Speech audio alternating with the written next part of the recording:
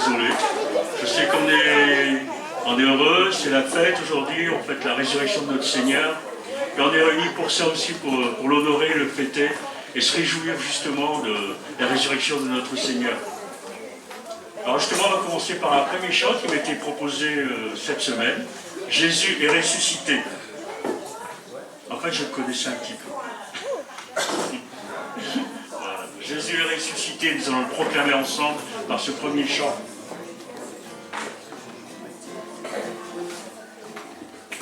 On attend la seconde.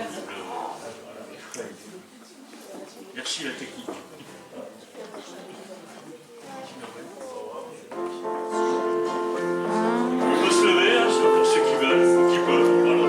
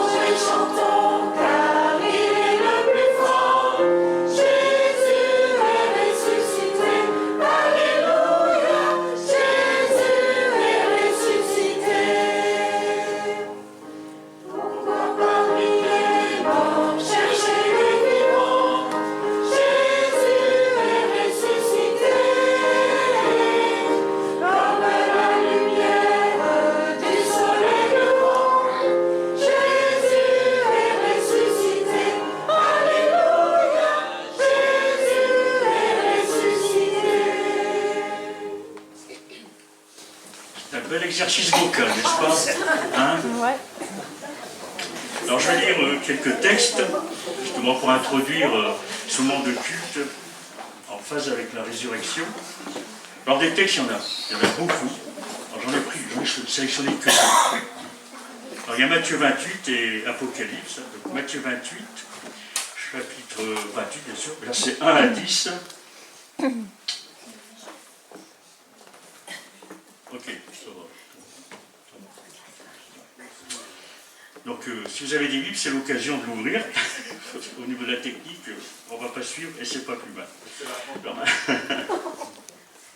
Après le sabbat, quand le jour commençait à poindre le dimanche matin, Judas Sommerin, Marie de Magdala et l'autre Marie se mirent en chemin pour aller voir la tombe.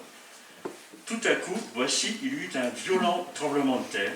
Un ange du Seigneur descendit du ciel, s'approcha de la tombe, roula la pierre de côté et s'assit sur elle. Il avait l'apparence de l'éclair, et ses vêtements étaient aussi blancs que la neige. Les gardes furent saisis d'épouvante, ils se mirent à trembler et devinrent comme morts. Mais l'ange, s'adressant aux femmes, leur dit « Vous autres, n'ayez pas peur. Je sais que vous cherchez Jésus qui était crucifié. Il n'est plus ici, car il est ressuscité comme il l'avait dit. Venez voir l'endroit où il était couché. Puis allez vite annoncer à ses disciples qu'il est ressuscité. Et voici, il vous précède en Galilée, là vous le verrez, voilà ce que j'avais à vous dire. » Elles quittèrent le tombeau en hâte, toutes effrayées, mais en même temps remplies d'une grande joie, et elles coururent porter la nouvelle aux disciples. Et voici que tout à coup, Jésus vint à leur rencontre et dit « Salut à vous !» Elles s'approchèrent, lui embrassèrent les pieds et ils l'adorèrent. Voilà. Alors ce matin, le Seigneur nous dit à chacun d'entre nous « Salut à vous !» on est là justement pour l'adorer et lui embrasser les pieds, bien sûr. Je vais terminer un autre texte avec Apocalypse. Alors, Christ ressuscité.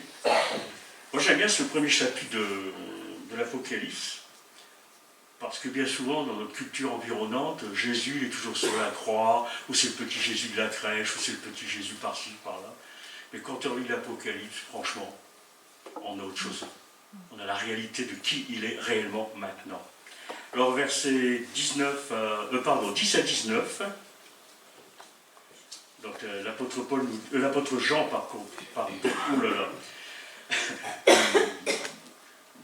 nous raconte ce qu'il a vu, quoi. Le jour du Seigneur, l'Esprit de Dieu se saisit de moi, et j'entendis derrière moi une voix forte, pareille au son d'une trompette.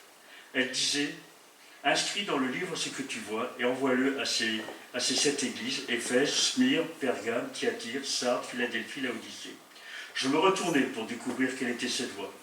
Et l'ayant fait, voici ce que je vis.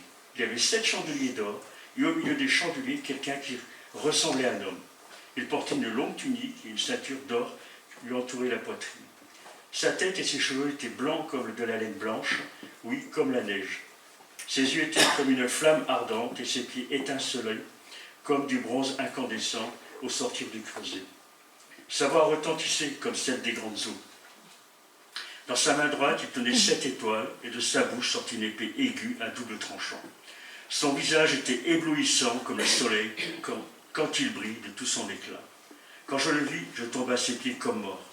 Alors il posa sa main droite sur moi en disant « N'aie pas peur, moi je suis le premier et le dernier, le vivant. J'étais mort, et voici, je suis vivant pour l'éternité. Je détiens les clés de la mort et du séjour des morts. » Donc après il lui dit, écris donc ce que tu as vu, ce qui est et ce qui va arriver ensuite. Voilà une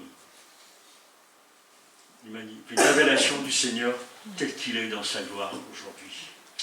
Alors je vais prier, ensuite on chantera à l'agneau sur son trône, et Brigitte nous partagera un petit texte qu'elle aimerait partager avec l'Église. Seigneur notre Dieu, nous voulons te bénir, particulièrement aujourd'hui. Nous voulons mettre cette journée à part pour dire combien tu es devenu précieux à nos yeux, à nos cœurs aussi, parce que tu es ressuscité des morts. Et si aujourd'hui nous pouvons proclamer cela, c'est parce que tu es venu à nous. Tu nous as sauvés, tu as payé le prix sur la croix. Et par ta résurrection, nous sommes aussi en même temps unis dans cette résurrection avec toi. Merci encore pour tout cela, Seigneur. Et c'est vrai que les mots me manquent, Seigneur, parce que vraiment, l'émotion me saisit, parce que c'est vraiment spécial de connaître le véritable Dieu, de connaître vraiment spécialement celui qui est ressuscité, qui est mort pour chacun d'entre nous, qui a vaincu la mort, comme on l'a lu. Merci, Seigneur, et nous voulons vraiment attendre aussi ton retour pour te voir tel que tu es vraiment dans ta gloire, tel que tu es maintenant. Amen. Amen. Voilà. À l'agneau sur son trône, apportons la couronne. Amen.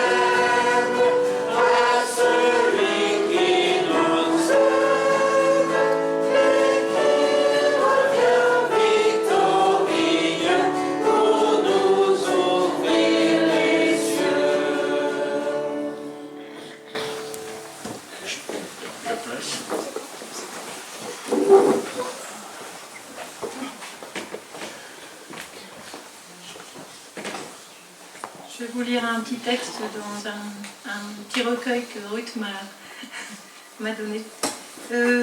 C'est un texte qui est écrit par une femme qui s'appelle Macrine, qui est née au IVe siècle. Tu as adouci pour nous les affres de la mort, Seigneur.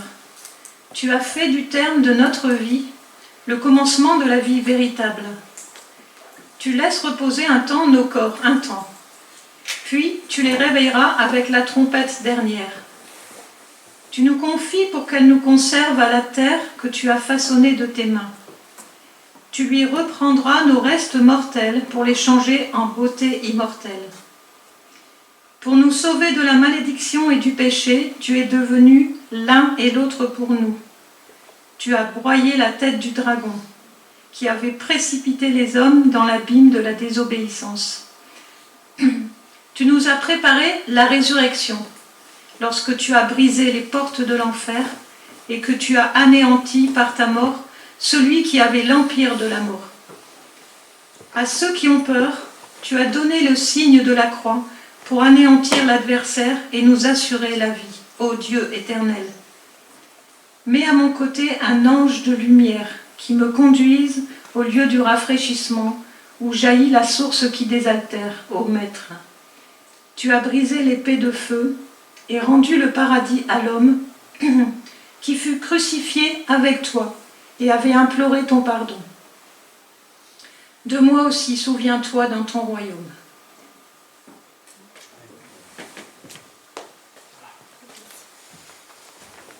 Merci de nous avoir plongé au IVe siècle.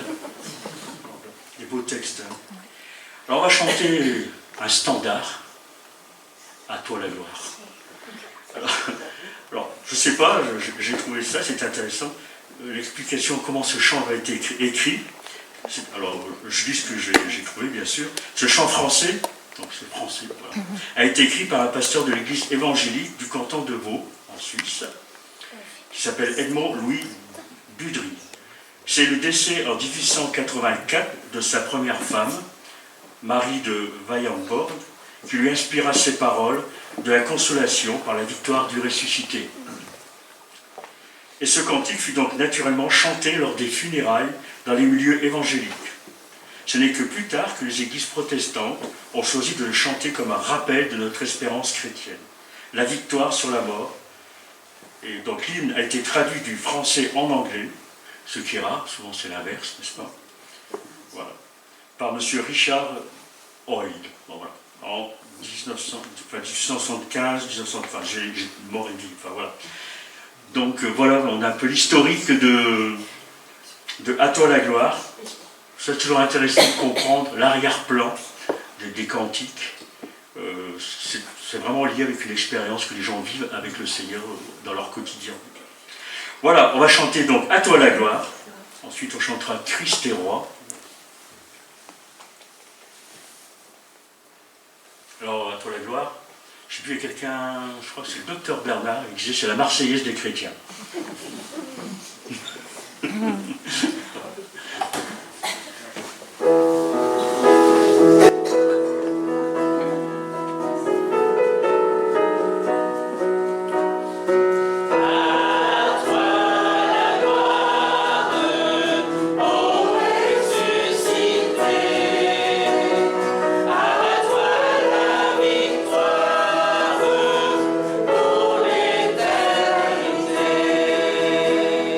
Brillant de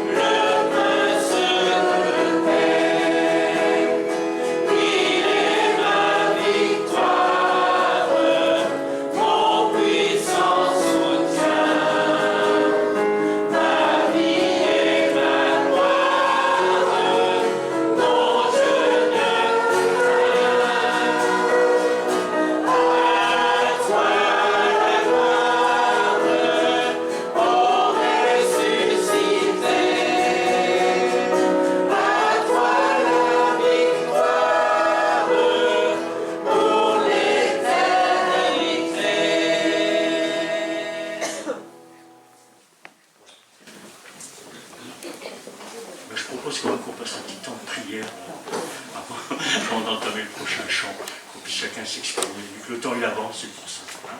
Alors chacun se sent libre d'exprimer sa reconnaissance envers notre Seigneur et notre Dieu.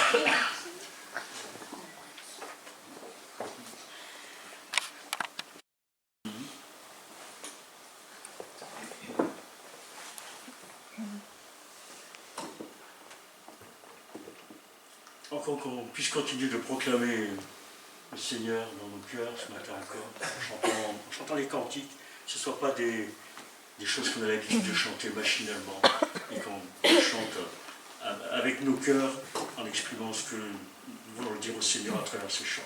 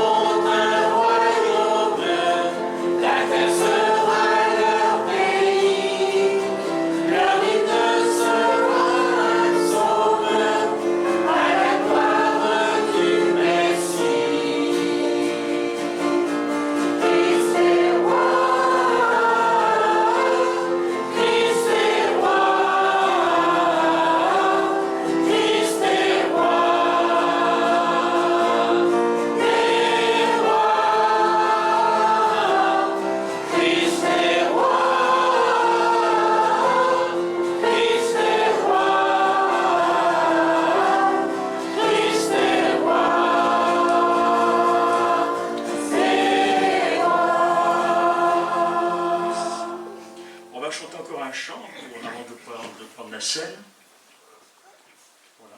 Alors c'est un si grand miracle, pour introduire le moment de scène.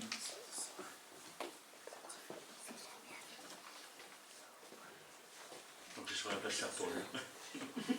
Voilà. Un si grand miracle.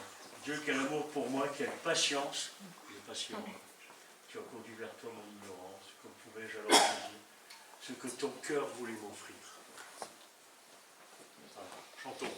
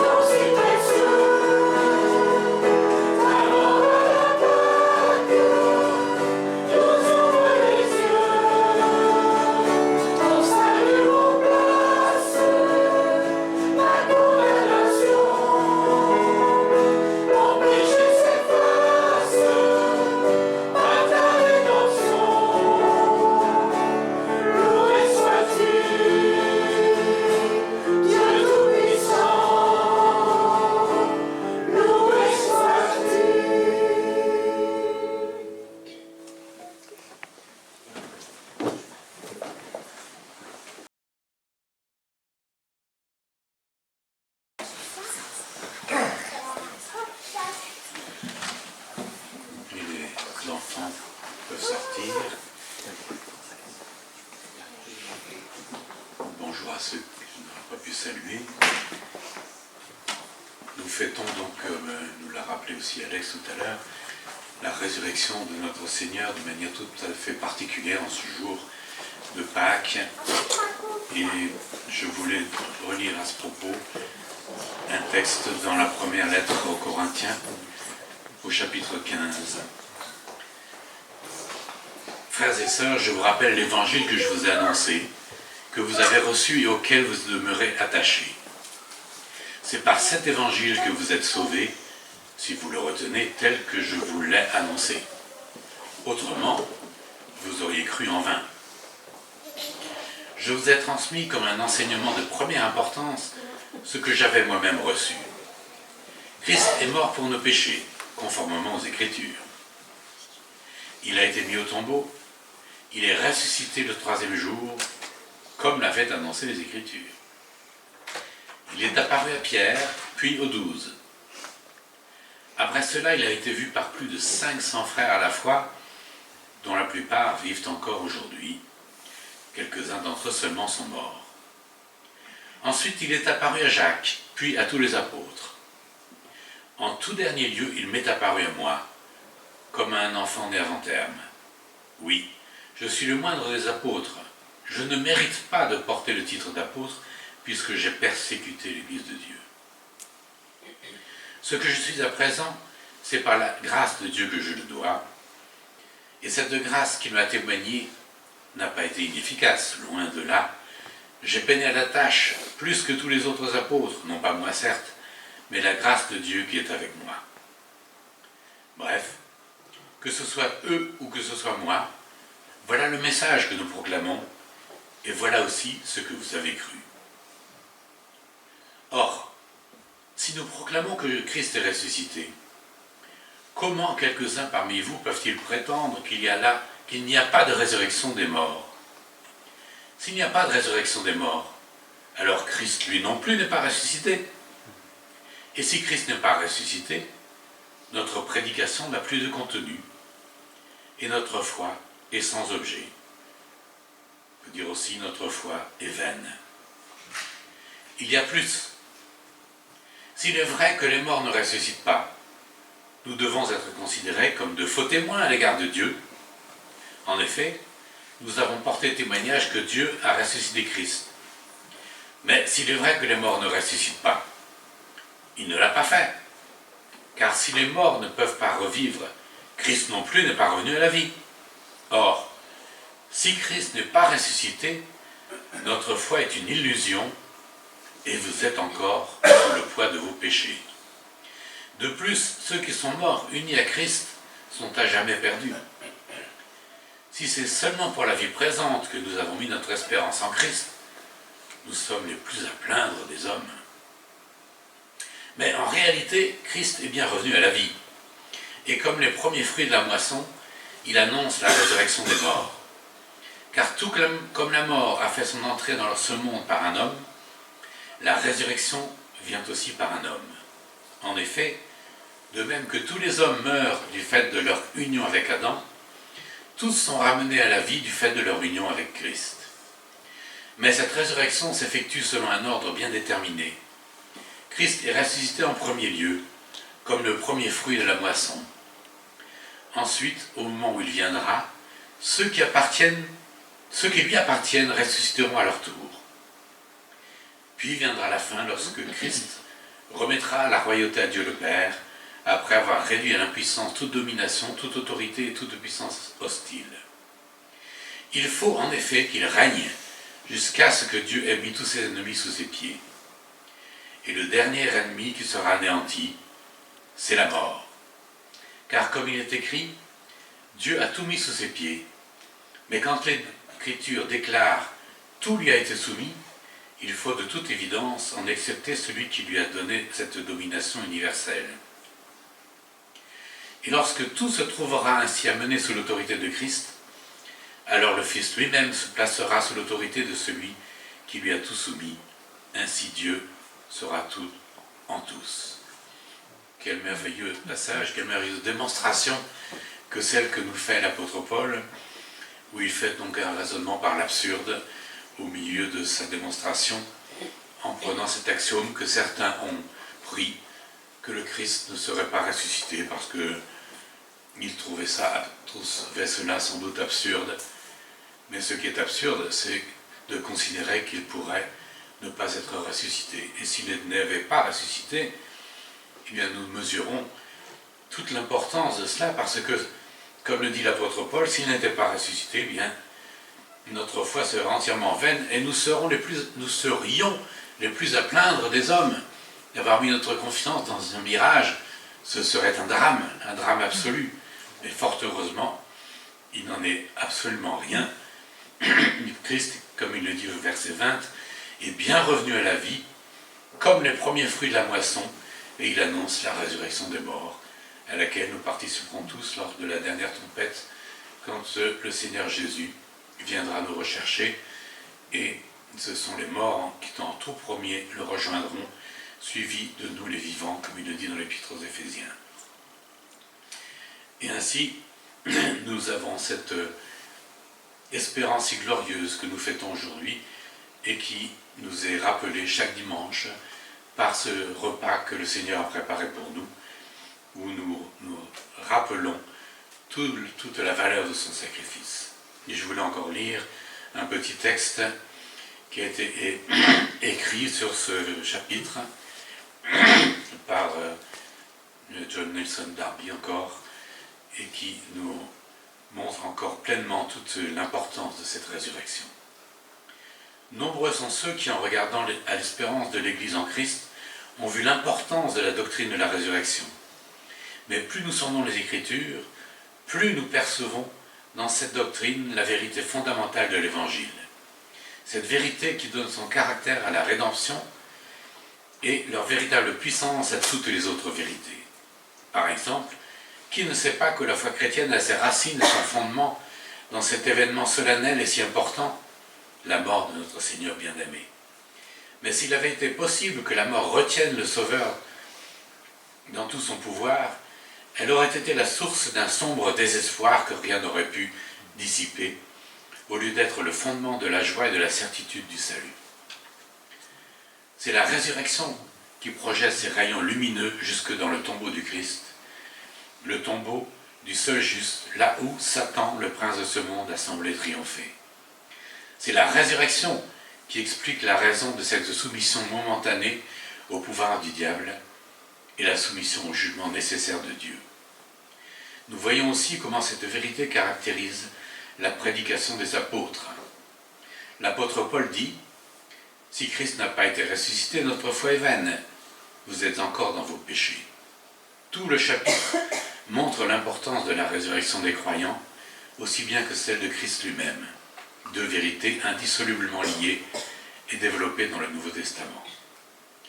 C'est par la résurrection et c'est par la gloire qui suivra la résurrection elle-même que le fondement et les espérances de la foi chrétienne sont indissolublement liés.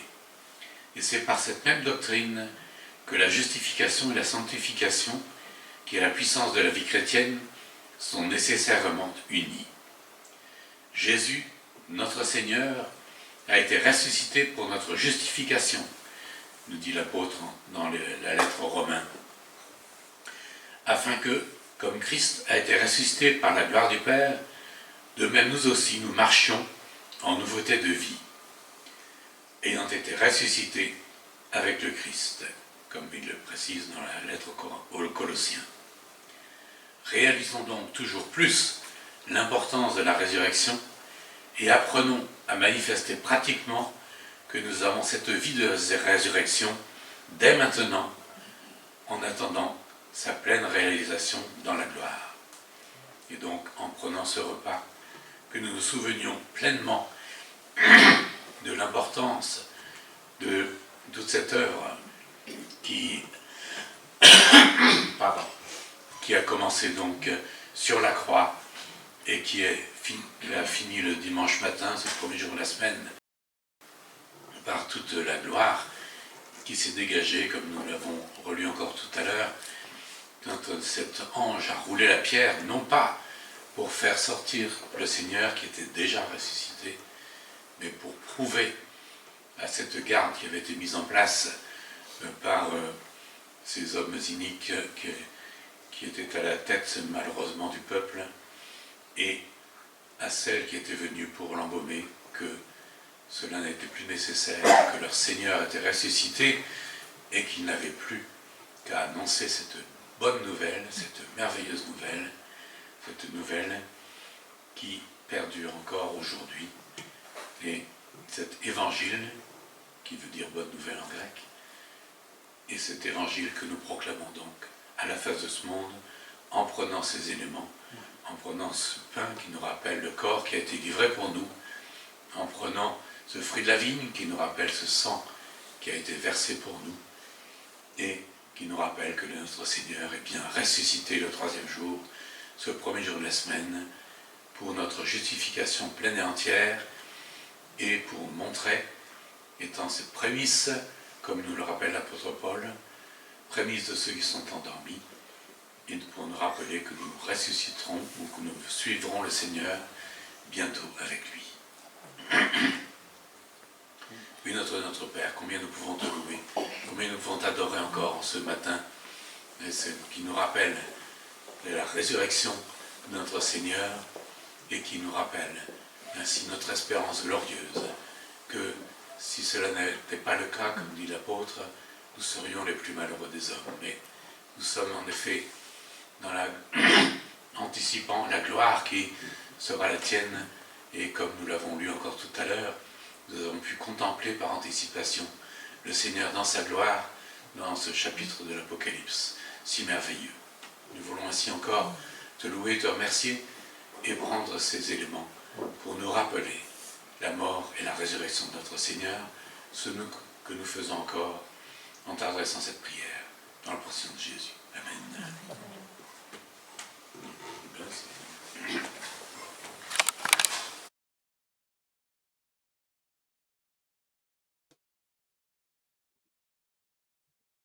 Voilà. Aujourd'hui, c'est un des plus beaux dimanches de l'année.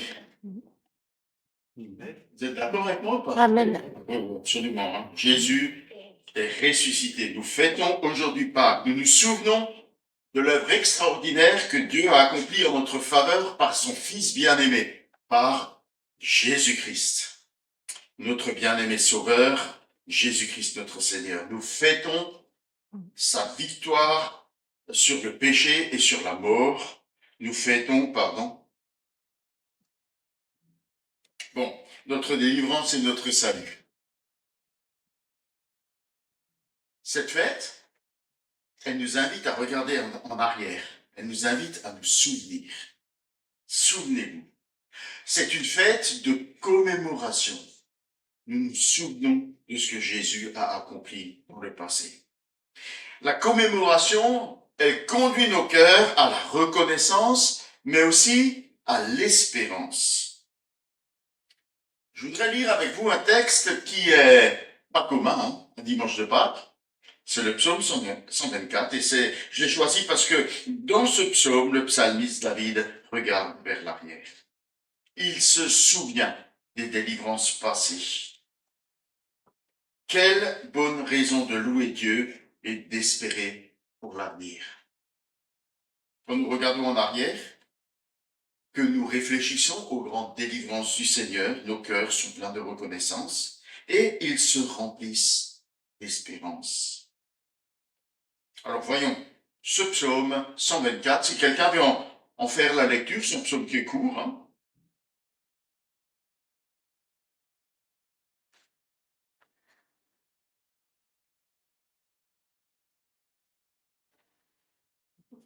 Si l'Éternel n'avait pas été avec nous, oui, qu'Israël le dise, si l'Éternel n'avait pas été avec nous lorsque des hommes nous ont attaqués, alors ils nous auraient engloutis tout vivants, dans l'ardeur de leur rage déchaînée contre nous.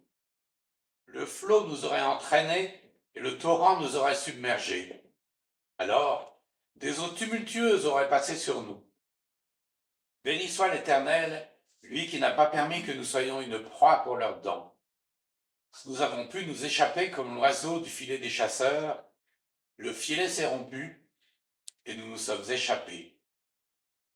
Notre secours nous vient de l'Éternel qui a fait le ciel et la terre. Merci. Alors, le rapport avec Pâques n'est pas évident, hein? Non. Voilà, je vous propose que la reconnaissance et l'espérance de Pâques s'expriment dans ce psaume de 3 façons. D'abord, parce que David rappelle la grandeur du danger qui nous menace. Mes garçons étaient à l'école à Coudekerque, Branche, à l'école primaire. Et vous savez qu'à l'école primaire, il est de coutume de faire une petite fête à la fin de l'année. Les enfants apprennent des chansons, des danses, enfin voilà. Hein. Il y a même parfois des fabrications de costumes, il se passe toutes sortes de choses. Et quel n'a pas été mon étonnement quand, lors d'une de ces fêtes de fin d'année, un de mes garçons a dû apprendre une chanson de John Lennon qui est intitulée Imagine. Je ne croyais pas mes oreilles. C'est un hymne de paix, dont les paroles utopiques imaginent un monde sans religion et sans frontières qui conduirait à l'unité. Ah, vous imaginez que ça a été l'occasion d'une bonne discussion avec mon garçon, hein, d'une explication de texte. Imagine there's no heaven. Imagine qu'il n'y a pas de ciel. Imagine qu'il n'y aura pas de paradis. Imaginez qu'il n'y a pas d'enfer. Imaginez qu'il n'y a pas de religion, pas de frontières, pas de pays. Si cela irait tellement mieux sur la terre. Nous serions tous unis dans une belle harmonie, une fraternité universelle. John Lennon et Yoko Ono, hein, qui est à l'origine de ce texte, c'était sa compagne, hein, ou son épouse, ils ont rêvé d'un monde irréel. Et ils ont fait rêver avec eux des millions de gens. Et toutes celles et ceux qui ont imaginé une grande fraternité humaine dans un monde meilleur en mettant Dieu de côté, ils sont restés sur leur faim. Le roi David est un poète beaucoup plus réaliste. Il ne rêve pas d'un monde utopique sans Dieu. Il connaît les dangers réels de cette vie. Lui aussi chantait « Imagine ». Imaginez que Dieu n'ait pas été là. Imaginez qu'il ne se soit pas soucié de nous. Imaginez la catastrophe que cela aurait été pour nous. Sans l'Éternel qui était pour nous, qu'Israël le dise, sans l'Éternel qui était pour nous quand les hommes s'élevèrent contre nous. Si l'Éternel n'avait pas été pour nous quand les ennemis se sont élevés contre nous, imaginez tous les malheurs qui nous auraient atteints, tous les malheurs qui se seraient produits. Alors David ne précise pas dans son psaume quel danger extrême avait menacé Israël. Or, pour le peuple d'Israël, dans son histoire, ils ont été mis face à toutes sortes de dangers mortels, hein. Écrasés sous l'esclavage en Égypte, menacés par les Madianites, attaqués par les Philistins. Il y a aussi eu des dangers qui ont menacé David personnellement, hein. Goliath, par exemple, hein, beaucoup plus grand et beaucoup plus fort que lui. Il se souvient de Saül, hein, qui l'a pourchassé sans relâche, menaçant sa vie. Il se souvient, le jour de son investiture comme roi, de l'attaque des Philistins qui voulaient, simplement après avoir battu l'armée de Saül, se sont dit, on va simplement tuer David, et puis il en sera fait du royaume d'Israël. Hein.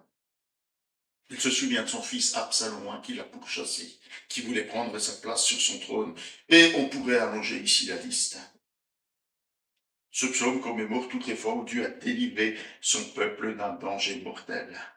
Et de la même manière, hein, l'Église est-elle aussi si souvent attaquée. Nous-mêmes, nous sommes si souvent attaqués par toutes sortes de tentations et d'épreuves dans nos vies. Les ennemis redoutables cherchent à détruire le peuple de Dieu. Leur colère s'enflamma contre nous. Imaginez ce qui serait arrivé si Dieu n'avait pas été là pour nous délivrer. David ne chante pas tout seul, il chante avec son peuple. Il entraîne le peuple de Dieu à chanter avec lui. Sans l'Éternel qui était pour nous, qu'Israël le dise, sans l'Éternel qui était pour nous. Qu'Israël répète après moi. Le psalmiste entonne la première strophe et demande au peuple de répéter après lui. Chantez-le vous aussi. Rappelez-vous, vous aussi. Imaginez que Dieu n'ait pas été avec nous. Répétez dans l'assemblée ce que Dieu a fait pour moi. Rappelle aux autres ce que Dieu a fait. Qu'Israël le dise, que l'Église le répète. Mais me direz-vous pourquoi revenir sur le passé? Pourquoi rappeler les événements qui auraient pu tourner au tragique? Mais c'est simplement pour nous rappeler que jamais, au grand jamais, nous n'aurions pu nous en sortir seuls, nous aurions pu nous en délivrer par nous-mêmes. Ce souvenir va nous pousser à remercier notre Dieu et à le louer tous ensemble. Tous dans l'Église sont appelés à chanter les louanges de Dieu parce que tous, autant que nous sommes ici, nous avons été délivrés par lui. Et c'est pour cela que nous sommes venus dans ce lieu aujourd'hui, en nous rappelant de notre misère afin de louer Dieu et de nous réjouir de cette délivrance et de son salut. Alphonse Maillot a écrit à propos de ce psaume: ces hommes sont appelés à témoigner de cette délivrance dans le culte public. Leur expérience ne leur appartient pas en propre. Leur délivrance est le bien de tous. La délivrance de quelques-uns doit réjouir le corps dans son ensemble. C'est ce que dit Paul. Si un membre souffre, tout le corps souffre avec lui. Si un membre se réjouit, tout le corps se réjouit avec lui. C'est le sens de nos cafés cultes, c'est le sens qu'on a voulu lui donner, que chacun et chacune puisse partager avec l'Église ce qu'il vit avec le Seigneur. Mais que serait-il arrivé si Dieu n'avait pas été avec nous? Alors les versets 1 à 5 contiennent un enchaînement logique très simple. Sans l'Éternel au verset 1, sans l'Éternel au verset 2, alors verset 3, alors verset 4, alors verset 5. Sans l'Éternel, alors ils nous auraient engloutis tout vivants quand leur colère s'enflamma contre nous. Alors les eaux nous auraient submergés, un torrent aurait passé sur notre âme. Alors auraient passé sur notre âme les flots impétueux. David s'exprime ici de manière imagée et poétique. Les ennemis sont comparés à de grandes eaux, un torrent, des flots impétueux. Si Dieu n'avait pas été là, nous aurions été engloutis. Vous savez, Dieu ne considère pas nos problèmes et les dangers qui nous entourent comme insignifiants. Pourquoi aurait-il donné la vie de son Fils en notre faveur, en faveur des hommes, si les problèmes des hommes avaient été insignifiants, saisis? Vous vous souvenez? Les Égyptiens les auraient engloutis, les Philistins les auraient détruits, Goliath, Saül, Absalom auraient tué David et mis fin à la promesse du grand roi.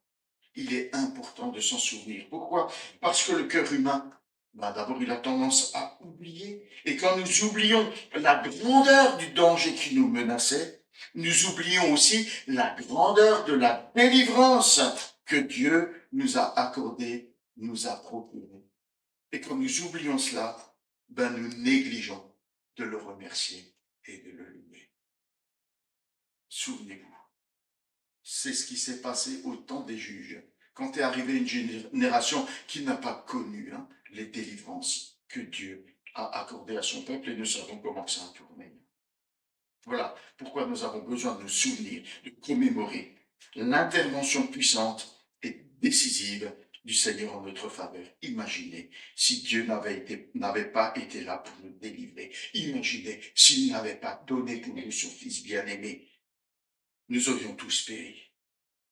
C'est une certitude absolue.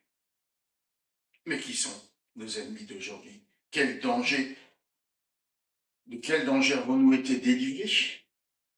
Nous croyons sans doute que nos petits conflits personnels de temps à autre n'ont rien de comparable à un déluge ou à une armée redoutable. Comment ce psaume peut-il correspondre à notre propre expérience? Vous savez, ce psaume a été inspiré par Dieu pour être chanté par chaque nouvelle génération de croyants. Chaque fois que d'autres ennemis viendront s'attaquer au peuple de Dieu, aux enfants de Dieu, Dieu viendra le délivrer. Et ce psaume sera là pour aider toutes les nouvelles générations à se rappeler de toutes les nouvelles délivrances. La plus grande et la plus merveilleuse délivrance, c'est celle que nous commémorons aujourd'hui. C'est celle que Jésus est venu accomplir. Jésus-Christ, le fils de David, Jésus-Christ, notre Rédempteur.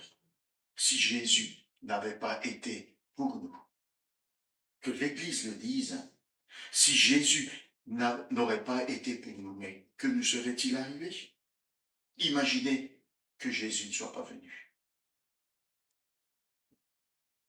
Imaginez que Jésus ne soit pas venu. Nous aurions été engloutis par nos péchés. Nous serions restés misérablement enfermés dans les ténèbres du mensonge. Nous serions prisonniers du royaume de Satan, esclaves de nos péchés, jouets de nos propres convoitises. Nous resterions désespérément et éternellement perdus. Si Jésus ne nous avait pas délivrés de nos péchés, nous serions toujours morts spirituellement. Nous serions incapables du moindre amour pour Dieu et pour notre prochain. Nous serions sans joie et sans paix. Nos ennemis jurent et Satan, le monde et notre propre nature pécheresse nous écraseraient. Nous serions sans espérance et sans Dieu dans un monde perdu. Imaginez ce que cela serait une vie misérable, engloutie dans la mort éternelle.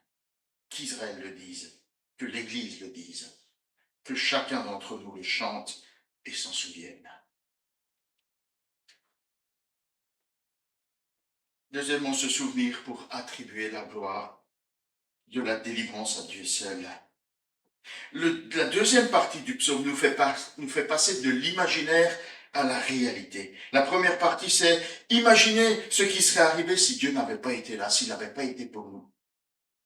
Mais il poursuit, il dit, mais voilà ce qui est réellement arrivé. Voilà quelle belle raison nous avons de louer Dieu d'un cœur joyeux et reconnaissant. Béni soit l'Éternel, qui ne nous a pas livrés en proie à leurs dents. Notre âme s'est échappée comme l'oiseau du filet de l'oiseleur. Le filet s'est rompu et nous avons échappé. Les ennemis d'Israël sont comparés à des animaux féroces. Ils ont des crocs acérés, capables de déchirer leur proie, comme la mâchoire du lion ou de la panthère. Ils sont également comparés à un filet pour attraper les oiseaux. Alors, le filet, ça paraît à premier abord moins menaçant que les dents d'un lion. Mais le filet, il est camouflé et invisible. Il est fait pour prendre au piège et l'ennemi excelle dans l'art du camouflage. Un jour, il se montre effrayant comme un lion rugissant. Le lendemain, il se déguise sous des apparences trompeuses, subtiles et difficiles à détecter. Qui peut réussir à éviter tous ces pièges? Qui? Mais Dieu, dans sa grâce, délivre son peuple. Il ne les abandonne pas entre les crocs. Le filet ne les retient pas captifs. Alors voyez, comme ce psaume est plein de soulagement et de joie, personne ne peut se vanter d'avoir échappé grâce à son intelligence, sa force ou ses prouesses. Chaque fois qu'Israël est délivré, chaque fois que le peuple de Dieu est délivré, que nous sommes délivrés, Dieu a fait tourner les événements de telle manière qu'il soit le seul à recevoir la gloire. Moïse, vainqueur des Égyptiens, a chanté « Ta droite, ô Éternel, a écrasé l'ennemi ». Jephthé, vainqueur des Ammonites, faut mettre les lettres dans le bon ordre, a dit « L'Éternel les a livrés entre mes mains ». Samson, vainqueur des Philistins, a reconnu « C'est toi qui as accordé par la main de ton serviteur ce grand salut ». David a souvent eu l'occasion de s'exclamer « Tu me délivres de l'homme violent, c'est pourquoi je te célébrerai parmi les nations. » Il accorde de grandes délivrances à son roi, psaume 18. Ce n'est pas avec leur épée qu'ils ont pris possession du pays, ce n'est pas leur bras qui les a sauvés, c'est ta droite, c'est ton bras, c'est la lumière de ta face, parce que tu leur étais favorable, au psaume 44. Personne ne peut se dégager de l'emprise de l'ennemi. Ceux qui ont été délivrés se réjouissent en Dieu et ils le glorifient, lui seul. Béni soit l'Éternel qui nous a délivrés. Célébrons-le de tout notre cœur. Alors oui, nous vivons à une époque différente de celle de David. Nous n'avons plus, il n'y a pas de peuple à combattre. Alors de quelle sorte de délivrance avons-nous besoin? De quoi Jésus nous a-t-il délivrés? Voilà ce que déclare le Nouveau Testament. Le Fils de Dieu est apparu afin de détruire les œuvres du diable. 1 Jean 3,8. Il nous a délivrés du pouvoir des ténèbres et nous a transportés dans le royaume de son Fils bien-aimé. Colossiens 1,13. Jésus nous délivre de la colère à venir. 1 Thessaloniciens 1,10. Jésus a participé au sang et à la chair afin d'écraser par sa mort celui qui détenait le pouvoir de la mort, c'est-à-dire le diable. Hébreux 2,14. Car nous aussi, nous étions autrefois insensés, désobéissants, égarés, asservis à toute espèce de désir et de passion, vivant dans la méchanceté et dans l'envie, odieux et nous haïssant les uns les autres. Mais lorsque la bonté de Dieu notre Sauveur et son amour pour tous les hommes a été manifesté, il nous a sauvés. Non parce que nous aurions fait des œuvres de justice, mais en vertu de sa propre miséricorde, par le bain de la régénération, par le renouveau du Saint-Esprit. Il l'a répandu sur nous avec abondance par Jésus-Christ notre Sauveur. Tite 3, 3 à 6. À celui qui nous aime et qui nous a délivrés de nos péchés, à lui la gloire et le pouvoir au siècle des siècles. Apocalypse 1, 5 et 6. Combien de grandes délivrances, hein? Laquelle de ces délivrances vous auriez pu accomplir par vous-même? Voyez, de quels ennemis redoutables Jésus nous a délivrés. Toute cette délivrance est accomplie une fois pour toutes. Elle a été accomplie de manière définitive à la croix de Golgotha. Nous l'avons échappé belle. Comment, de quelle manière aurions-nous pu nous en sortir seuls? Prenons le temps, en cette journée de commémoration, de regarder en arrière, de regarder à tout ce que Jésus a déjà fait pour nous. Prenons le temps de nous réjouir de tout ce qu'il a accompli en notre faveur, en faveur de son peuple. Plus nous ferons, plus nous serons porteurs de rendre gloire. À lui seul, nous serons poussés à le remercier, à le glorifier, à nous réjouir avec nos frères et sœurs d'avoir échappé à ces ennemis si puissants. Béni soit l'Éternel pour son si grand salut. Il ne nous a pas abandonnés à nos ennemis. À Dieu seul la gloire pour cette si grande délivrance. Enfin, David exprime une entière confiance pour l'Éternel. David sait très bien qu'il n'est pas arrivé au bout de son chemin. Hein. Bien des dangers le guettent encore et nous guettent encore. Alors David était-il inquiet? Était-il accablé de soucis en pensant à l'avenir? Pas du tout. Pas du tout. Son regard vers le passé l'a rendu confiant pour l'avenir. Quand il regardait en arrière, il disait « Imaginez ce qui serait arrivé si ». Mais quand il regarde en avant, il ne dit pas « Imaginez tous les malheurs qui pourraient encore nous arriver ». Il dit « Notre secours est dans le nom ». Il regarde vers l'avenir confiant. Notre secours est dans le nom de l'Éternel. Alors je sais, certaines personnes sont rongées d'inquiétude parce qu'elles imaginent tous les scénarios catastrophiques possibles et inimaginables qui pourraient leur arriver un jour. J'ai lu dans un article que le meilleur moyen d'être délivré de ces angoisses, c'est de se demander ce qui pourrait nous arriver de pire. Il paraît que ça met notre cerveau en ordre, et que ça relativise ce que nous vivons actuellement. Je suis pas sûr que ce soit une bonne idée. Moi, je sais pas si imaginer ce qui peut arriver de pire, si c'est rassurant.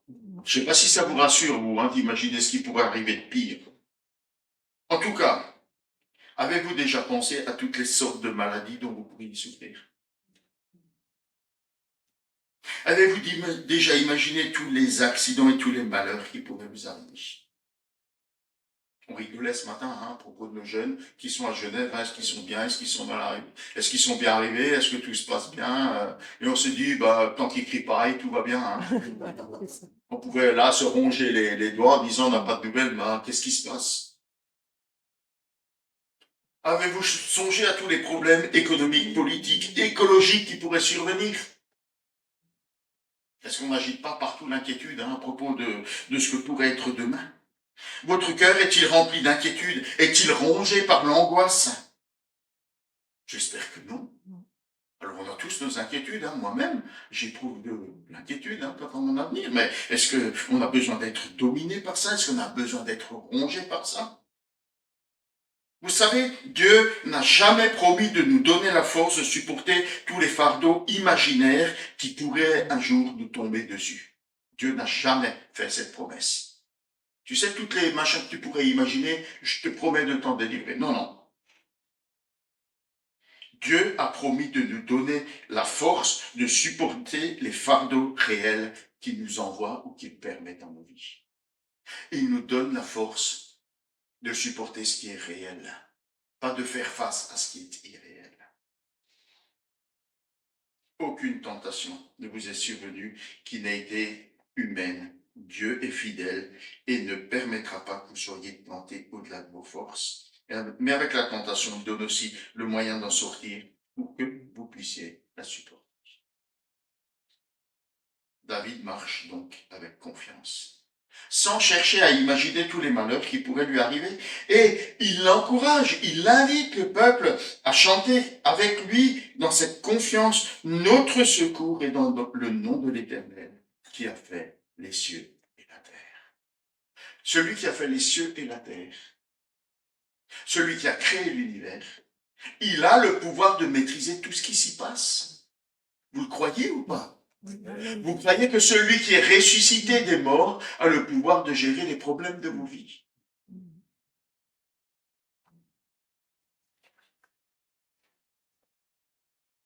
Alors oui, c'est vrai, nos ennemis sont bien réels.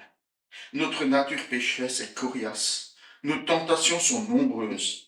Les difficultés de la vie sont innombrables. Le monde veut nous éloigner de la parole de Dieu. Jésus a bien averti ses disciples parce que vous n'êtes pas du monde et que je vous ai choisi du milieu du monde. Le monde a de la haine pour vous. Aussi penser à tous ces frères et sœurs qui sont simplement maltraités parce qu'ils aiment Jésus. Vous imaginez être maltraité juste parce que vous aimez Jésus? Le diable est rusé, et Pierre nous prévient. Le diable rôde comme un lion rugissant, cherchant qui dévorer. 1 Pierre 5,8.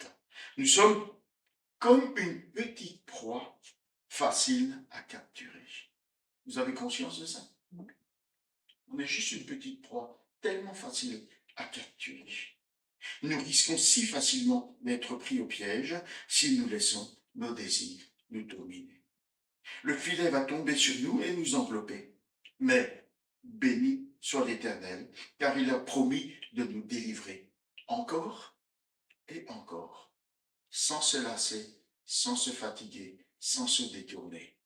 Encore et encore, il nous délivre, parce qu'il a promis d'être avec nous tous les jours de notre vie.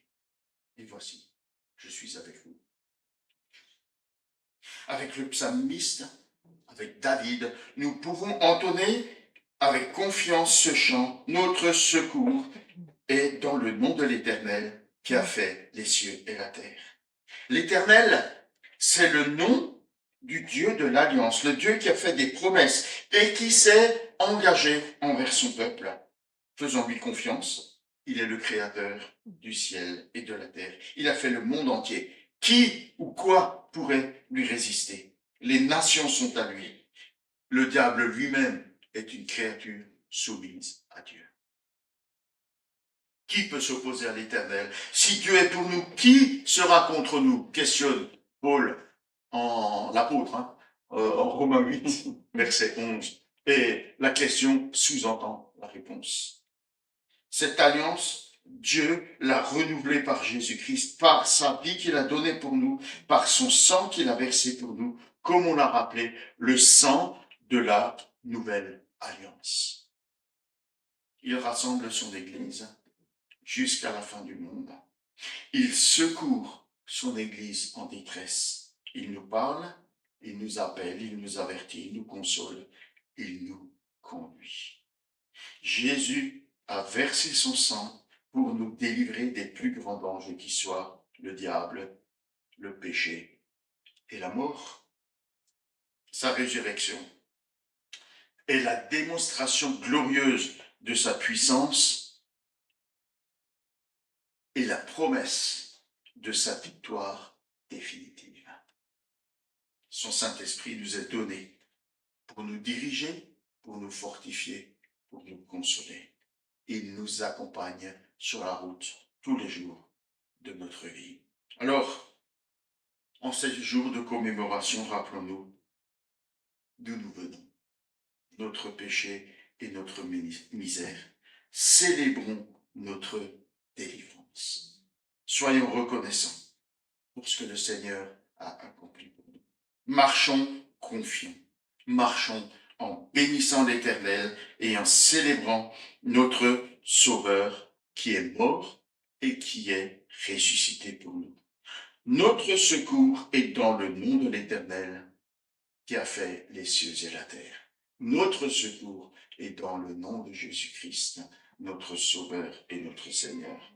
Béni soit-il, à lui soit toute la gloire. Amen. Amen. Chantons ensemble, mon secours est en toi.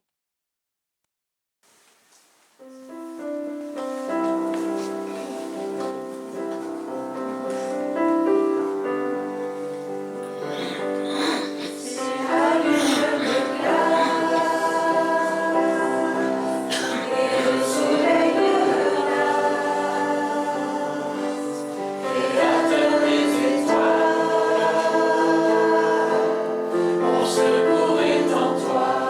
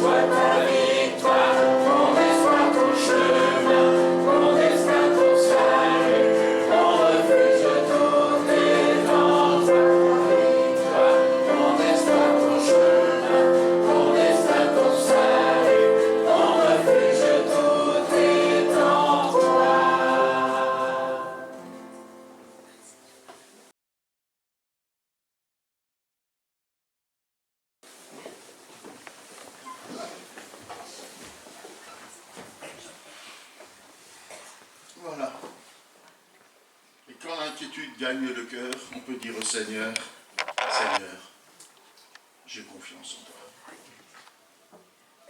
Confiance pour cette semaine. Alors confiance pour nos jeunes qui sont à l'IBG, alors ils sont bien arrivés. J'ai quand même eu un texto qui dit, ils sont bien arrivés. Voilà, j'ai une photo pour prouver qu'ils sont arrivés à Montbéliard, où ils ont pris Simon et Louane. Et ils ont poursuivi la route jusqu'à Genève où j'ai eu un petit truc. On est bien arrivés. Voilà, ils ont été bien accueillis par Pascal et Laurence. Encore merci. C'est vraiment donc les parents de Laetitia. C'est super. Voilà, et on espère qu'eux aussi, en ce congrès, soient encouragés et fortifiés dans leur foi par le Seigneur. Alors, cette semaine, mercredi, réunion de prière. Bienvenue à toutes et à tous, à toutes aussi. Voilà, chacun est bienvenu à la réunion de prière qui a lieu ici à 19h30. Groupe de quartier à 14h30 chez Annie, donc à la Grande Sainte. Les anciens se réunissent le 24 en visio, donc à 18h. Si vous avez des choses à leur dire ou des questions à leur poser, n'hésitez pas. On en parlera ensemble. Travaux, le 26, donc à partir de 9h, toutes les compétences sont les bienvenues. Qui que tu sois, frère, sœur, on trouvera quelque chose à te confier. Il y a pas mal de choses à faire et voilà, toutes les compétences. N'hésitez pas à venir. C'est un moment qui est quand même assez joyeux, sympathique et on se découvre de manière différente. Voilà. Et samedi, groupe de jeunes à 18h ici à l'église. Nos jeunes seront de retour. Voilà. Et je pense que Simon sera là aussi. Et puis évidemment, notre culte dimanche prochain à 10h. Autre chose? Alors, oui, je voulais vous faire cette petite annonce. Actuellement, c'est la fête du livre. Et donc, alors je ne sais pas s'il y a des e-books gratuits à Onésime. En tout cas, à Onésime, vous trouverez un choix de livres à moins 40%, des bons livres. Vous trouverez de très bons livres. Cette année, il y a d'excellents ouvrages à moins 40%. N'hésitez pas à passer à la librairie pour jeter un coup d'œil. Voilà, c'est une occasion d'acheter un bon livre à moindre frais. Et dans nos agendas, on peut noter que Francisca et André vont se marier officiellement. Ils ont été mariés au Congo selon la tradition, mais ils ont décidé de le faire voilà, dans les règles. Qu'est-ce que je veux dire, française ou je ne sais pas quoi. Voilà. En tout cas, en passant à la mairie. Et donc, ils veulent se réjouir avec nous le 10 mai. Et on va faire un apéritif. Alors, dînatoire, voilà. Un apéritif amélioré, à la gauloise, j'allais dire. Un toast avec un sanglier dessus.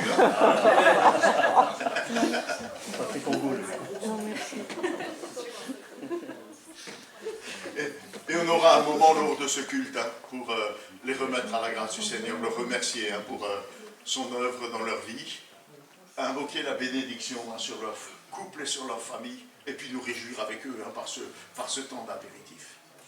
On se réjouit avec vous. Voilà. Joyeux anniversaire. Bernard, joyeux anniversaire. Anne, joyeux anniversaire.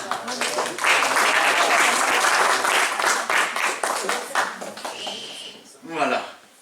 Alors je vous amène aussi les salutations de l'église du CEP, où j'ai été dimanche dernier. L'accueil a été extrêmement chaleureux. C'était un très très beau dimanche. Voilà, et donc ils m'ont chargé de vous transmettre leurs chaleureuses et fraternelles salutations. Voilà. Alors Brigitte, tu peux venir, on va leur montrer comment ça se passe. Voilà. Alors, quand ils rentrent dans une maison, ils frappent à la porte, la personne ouvre la porte, il se passe. Il est ressuscité. Voilà. La réponse, il est vraiment ressuscité. Il est vraiment ressuscité, pardon. Voilà. Alors on va terminer avec un dernier chant. Magnifique est le Seigneur. Alors que toute cette semaine, on puisse porter ça dans le cœur. Magnifique est le Seigneur.